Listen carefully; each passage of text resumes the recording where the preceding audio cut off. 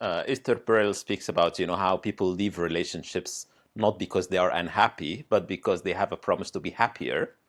So I think it's the same for brand relationships. It's not anymore about like if I'm frustrated, if I'm okay with where I'm being served now, but then someone I see that my friend is actually much happier and they get much better service. They get much better experiences where they do.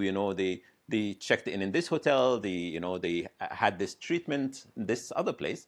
Then it is probably that I can be happier somewhere else, and I should probably be do something like this. And I think there is the competition at the moment. It's not just about like satisfying the basic needs around it. Everyone Needs does that. around. The other guys do a good job. I used to work in automotive, yeah?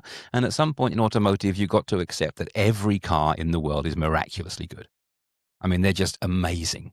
They're an expensive piece of machinery that's driven badly by underqualified people, under-maintained for years and years, and still starts every morning. That's incredible. If you had a piece of machinery of that price in your office, you'd have a person who was trained to take care of it, yeah, and do Yeah. checks every 3 days or something like this, yeah.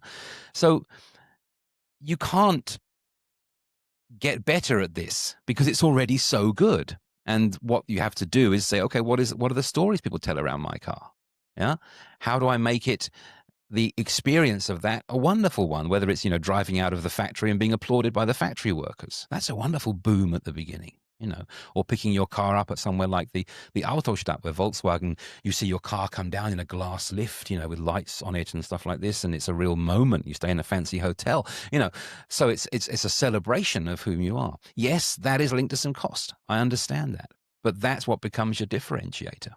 Because honestly, I work sometimes with some big professional services companies, and they're often very concerned about the quality of their product.